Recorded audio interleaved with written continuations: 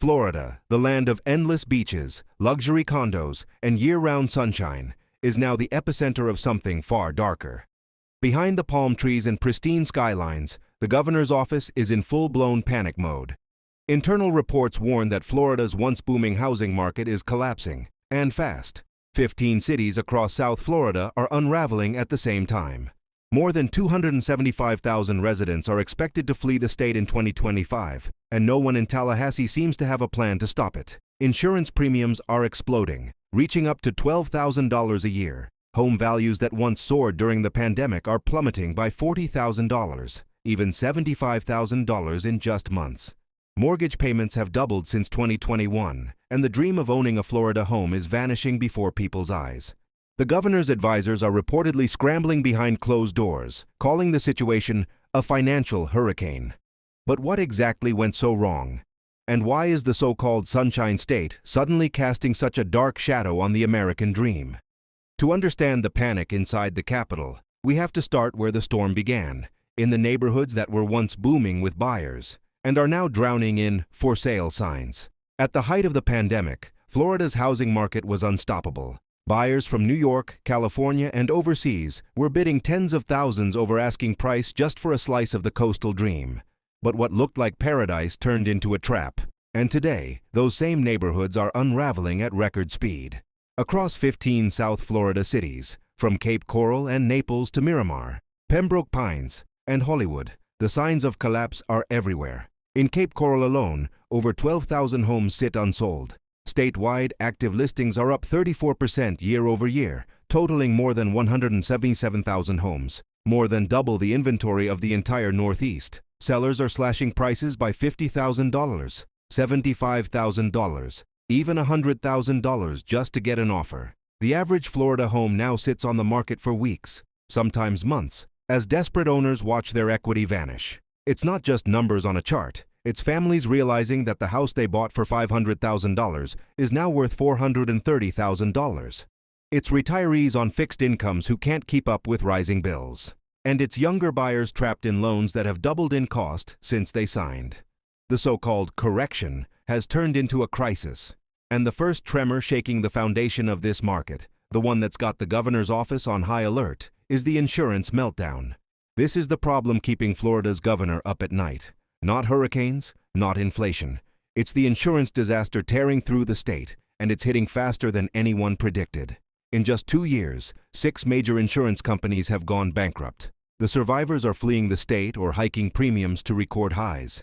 The average homeowner is now paying $3,000 a year statewide, but in coastal areas like Fort Lauderdale and Miami-Dade, that number skyrockets to $8,000, $12,000, and in some cases, $15,000 a year.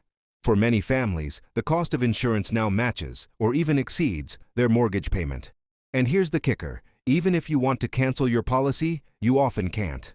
Banks and lenders require proof of coverage, or they'll force-place insurance at double the price. Behind the scenes, Florida's state-run insurer, Citizens Property Insurance Corporation, has become the biggest provider in the state. Not because people want it, but because there's nowhere else to turn. Citizens now carries over 800,000 policies, and it's growing by the day. If another major storm hits, the state's financial safety net could collapse overnight.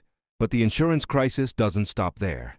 In mid-2024, the FEMA flood map revisions reclassified nearly 89,000 properties in Broward County as high-risk zones. Overnight, thousands of homeowners received notices requiring mandatory flood insurance, adding anywhere from $1,200 to $3,000 a year in new costs. People who never saw water reach their driveway suddenly found their homes labeled flood-prone. And as the bills piled up, so did the listings. In neighborhoods like Miramar and Pembroke Pines, for sale signs now outnumber mailboxes. Local agents say the fear is spreading, not just of storms, but of insolvency. When homeowners can't afford to stay insured, they can't stay in their homes. And that's when the panic truly begins to reach Tallahassee. The governor's office has reportedly held multiple emergency meetings with insurance executives, but no one seems to have a fix. Every new reform pushes premiums higher. Every delay costs more people their homes. And while officials search for answers, one group is already making moves, the investors. They've seen this story before, and this time, they're not sticking around for the ending. When Florida's market was booming, investors were everywhere. Wall Street firms, Airbnb hosts, and out-of-state flippers turned entire neighborhoods into rental empires. But when insurance bills doubled, property taxes jumped, and mortgage rates soared past 7%, the math stopped working fast. In cities like Cape Coral, Lehigh Acres, and Palm Bay, investor listings have exploded. By mid-2025, institutional investors sold off over 19,000 homes across Florida, many at a loss. Even smaller Airbnb owners are cashing out, saying, "We can't keep up with these costs."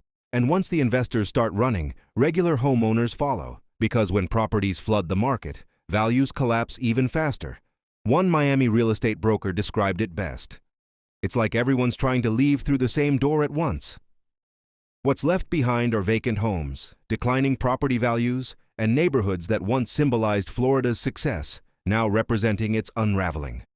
Local economies are taking the hit too. Restaurants close earlier, construction projects stall, and rental prices, once sky-high, are suddenly free-falling. And the panic at the top? It's growing louder, because this isn't just a market correction anymore. It's turning into a confidence crisis. And it's exposing the one thing the governor's administration wasn't ready to admit. Florida's growth was never sustainable. It was built on borrowed time and borrowed money.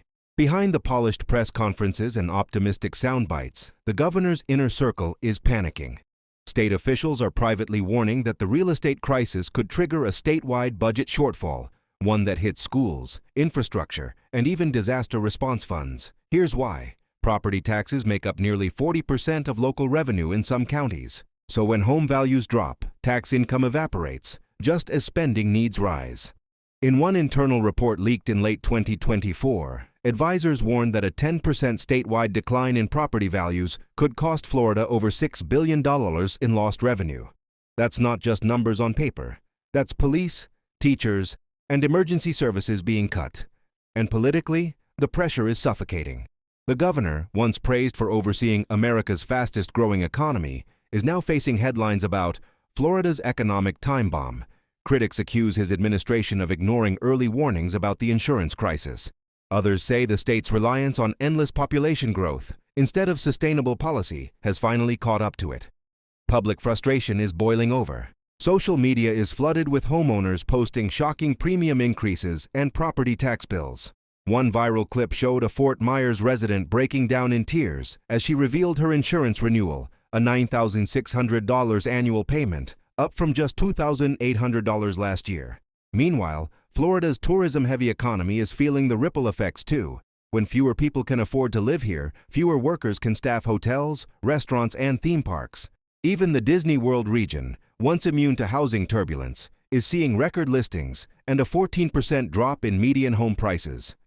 Inside Tallahassee, aides describe a sense of controlled chaos. The governor's approval ratings are dipping. And the longer this crisis drags on, the harder it becomes to blame the weather or anyone else. But as the political fire grows, a new storm is forming. Not in the sky, but in the data.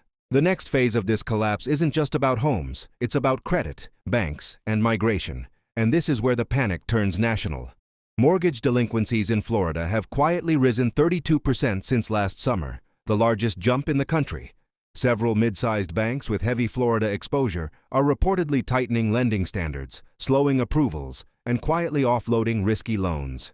In simpler terms, banks don't want to lend in Florida anymore, and when that happens, recovery becomes nearly impossible. Then there's the mass migration. New data from moving companies like U-Haul and North American Van Lines shows Florida slipping from number 1 to number 7 in inbound migration. Where are people going? North Carolina, Tennessee, Texas, states where insurance costs are stable and homes still feel affordable.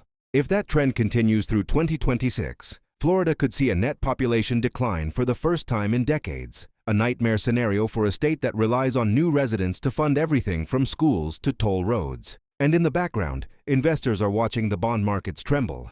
Florida's property insurance debt, much of it state-backed, is now considered high risk by several major rating agencies.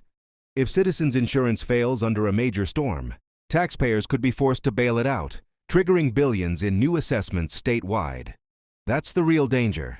This isn't just a housing crash, it's a slow-motion financial contagion, one that could ripple through local banks, retirement funds, and even the national mortgage market.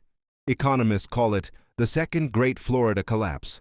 But inside the Capitol, they're calling it something simpler, the nightmare scenario. While politicians argue and economists crunch numbers, it's the everyday Floridians who are paying the real price. And for many, it's not just financial, it's emotional, even existential.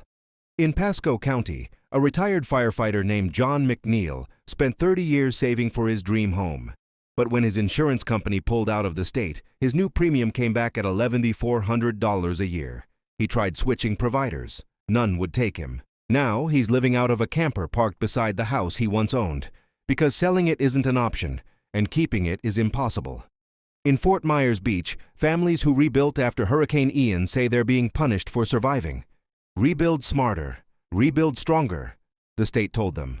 But now, new elevation codes and flood risk maps have pushed insurance rates so high that entire blocks are going dark again. Houses are empty, shutters are closed, and for sale signs sit sun-faded in the yard. One resident described it bluntly. It's not the hurricane that destroyed us, it's the system that came after. And it's not just homeowners. Renters are trapped too. As landlords pass on their insurance costs, rents have surged in cities like Orlando, Tampa, and Jacksonville, even as property values fall. One single mother, Mia Torres, works 2 jobs just to keep her small 2-bedroom apartment. Her rent jumped 40% in a single year, and her landlord says another increase is coming. When asked what she'll do next, she said, "I'll leave Florida if I have to. It doesn't feel like home anymore." These stories aren't isolated, they're multiplying. Each one represents another person forced to make an impossible choice. Stay and drown in debt, or leave everything behind. But what happens when enough people choose to leave? That's when a crisis becomes something far worse, a collapse of identity. Behind closed doors, state economists are quietly admitting something they never thought they'd say. Florida's growth model, the one built on sunshine, tourism, and migration, might finally be broken. Every cycle before this had a recovery point. After the 2008 crash, federal bailouts and low interest rates revived the market. After Hurricane Irma, insurance companies were coaxed back in with incentives. But this time, the usual tools aren't working. The global reinsurance market, the industry that backs Florida's local insurers, is pulling out. Massive firms in London and Zurich now refuse to underwrite policies in the state at all. Without them, insurers can't legally operate, and homeowners can't legally hold a mortgage. Even major developers are freezing new projects. According to the Florida Home Builders Association, permits for new single-family homes dropped 47% year over year. Construction jobs are evaporating, and material suppliers are reporting the worst slowdown in over a decade. Meanwhile, tourism, Florida's lifeblood, is showing cracks. High costs, extreme heat, and new competition from states like Texas and South Carolina have led to the first year-over-year tourism decline in 15 years. The numbers tell one story, but the bigger picture? It's about perception. The world is starting to see Florida not as a dream destination, but as a warning sign. Even economists from the University of Central Florida are calling it a perfect storm of fragility, an economy built too heavily on speculation, tourism, and climate risk. And if the real estate dominoes keep falling, it could trigger something national, a financial echo of 2008, but concentrated in one state that's too big to bail out. Which raises the question, if the Sunshine State becomes unlivable for the middle class, who is Florida really for? Step back, and you start to see that this isn't just about Florida. It's about the American dream itself. Because what's happening here is the purest reflection of what happens when growth outpaces reality. For years, Florida sold an image: white sand beaches, affordable homes, endless sunshine.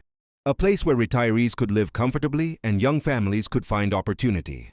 But beneath the postcard, there was always a cost: fragile infrastructure, a volatile climate, and a system that thrived only when money kept pouring in. Now, that illusion is cracking. Experts say the Florida collapse could become the blueprint for future crises across America, from Texas to Arizona to California. All it takes is the same cocktail of climate risk, over-leveraged real estate, and political denial. The irony? Florida was once seen as proof that America's dream was still alive. Now it's becoming the case study for how that dream dies, not in a single moment, but in slow motion. As middle-class families flee, the wealthy are buying up distressed properties at record speed. Luxury real estate firms from Miami to Palm Beach are reporting a 50% surge in cash purchases from hedge fund managers, celebrities, and foreign investors. They're not running from the crisis, they're preparing to own it. One Miami developer was even quoted saying, "Every collapse is just an opportunity for the right kind of buyer." That sentence says everything, because while millions of Floridians watch their savings vanish, a small group sees profit in the ruins. This isn't just a market failure, it's a moral one. And the governor's role. That's where the debate burns hottest. Supporters argue he's doing what he can, attracting investment, cutting regulation, and trying to stabilize insurance companies. Critics say it's too little, too late, and that the policies that made Florida boom are now accelerating its downfall. Either way, the numbers don't lie. The average home insurance cost in Florida is $6,000, triple the national average. The average home price is down 15% statewide, and thousands of families are leaving every month. Florida's story has become America's warning. What happens when growth turns to greed and leadership turns to panic? Still, there's a flicker of hope, the kind that only comes when everything else is on fire. Local communities are banding together to rebuild smarter. Solar cooperatives, citizen climate groups, and small-town councils are pushing for resilience where the state failed. Because while governments may stumble, people still adapt. And in the end, that might be Florida's only way forward, not through billion-dollar developments or political slogans, but through human grit. The collapse might expose corruption, greed, and denial, but it's also revealing something else. The truth about what happens when paradise is built on promises too fragile to last. And as the governor faces the biggest crisis of his career, one question lingers. Will this be the moment he restores faith in the state's future? Or the chapter history remembers as the day the Sunshine State dimmed for good?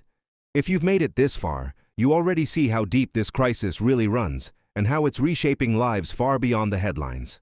Florida's story isn't just a local issue, it's a warning to every state chasing endless growth without looking down. If you found this video eye-opening, take a second to like this video. It helps more people see what's really happening behind the sunshine. And don't forget to subscribe, because in the weeks ahead, we'll be uncovering more stories that reveal the truth behind America's most fragile dreams.